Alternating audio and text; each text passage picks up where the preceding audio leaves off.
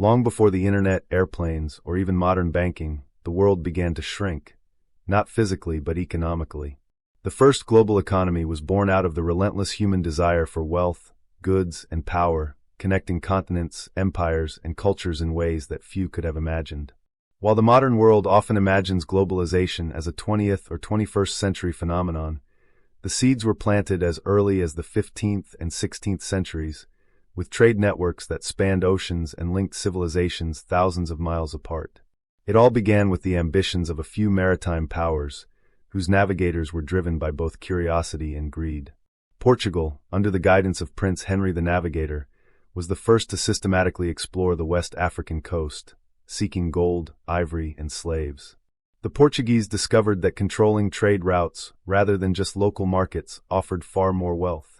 By establishing fortified trading posts along the African coast, they not only monopolized gold and spice trade routes, but also laid the foundation for a global economic system that depended on logistics, protection, and profit margins.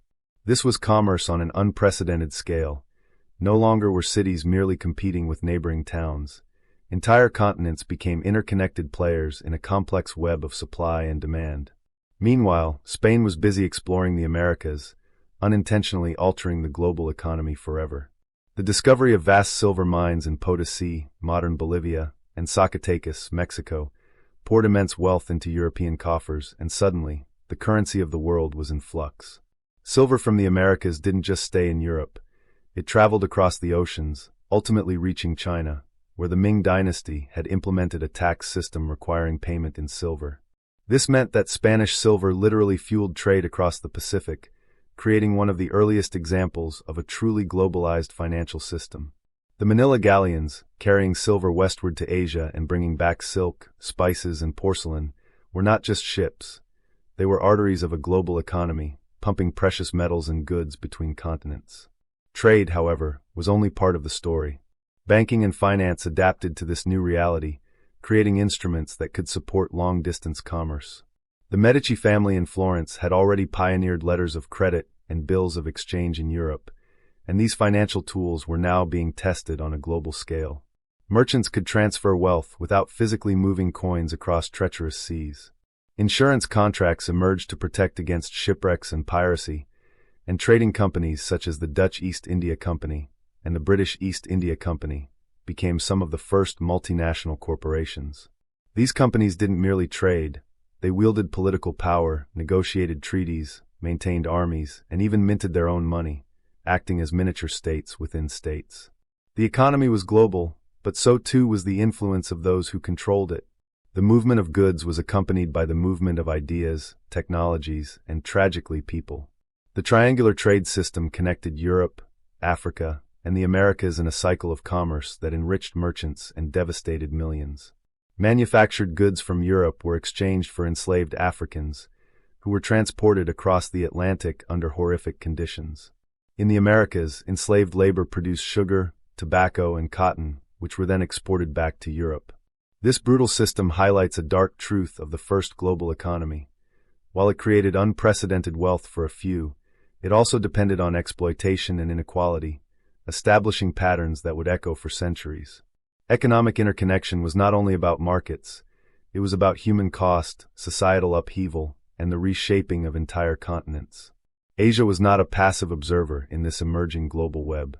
The Mughal Empire in India, the Ottoman Empire in the Middle East, and Ming China were major players, controlling vast internal markets and participating in international trade.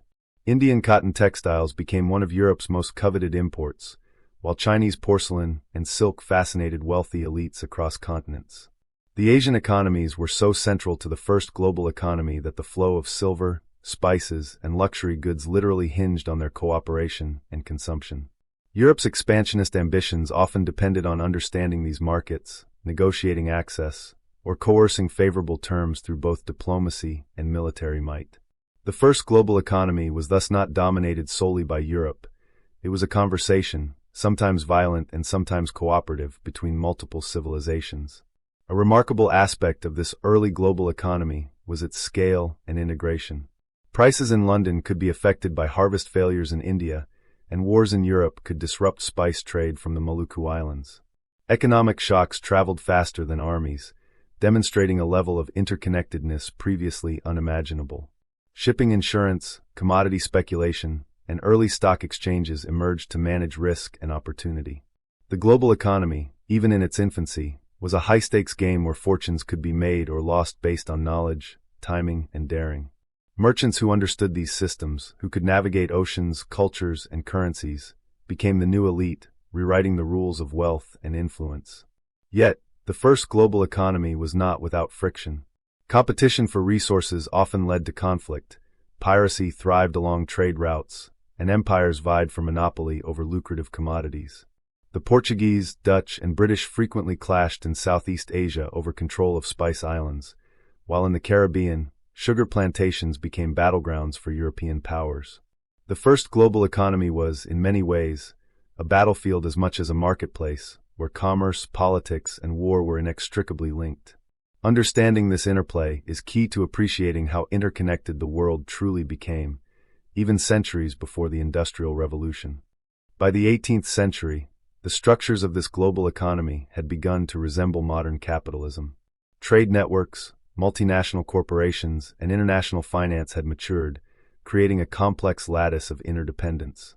Raw materials flowed to Europe, were transformed into manufactured goods, and returned to colonial markets. This cycle entrenched power hierarchies and laid the groundwork for industrialization. The global economy was no longer a novelty.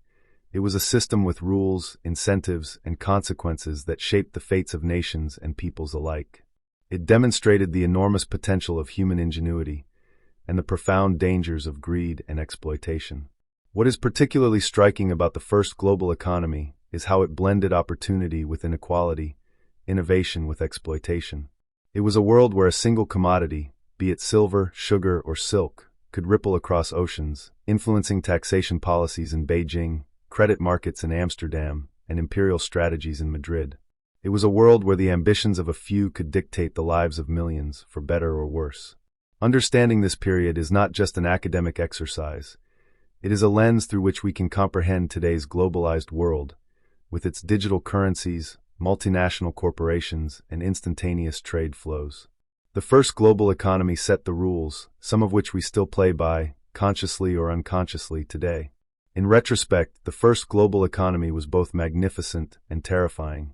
It demonstrated the power of human connection, the potential of trade to lift societies, and the creativity of finance to overcome logistical hurdles. At the same time, it exposed the ethical pitfalls of wealth accumulation, the vulnerability of societies dependent on external forces, and the human cost of economic expansion. Empires rose and fell based on their ability to participate in this global network, and lessons from this era echo in contemporary debates about trade, inequality, and globalization. By studying the first global economy, we see the beginnings of the modern world, a world interconnected in ways that would have seemed magical to the people living in the early 1500s. In the end, the story of the first global economy is a story of ambition, risk, and transformation.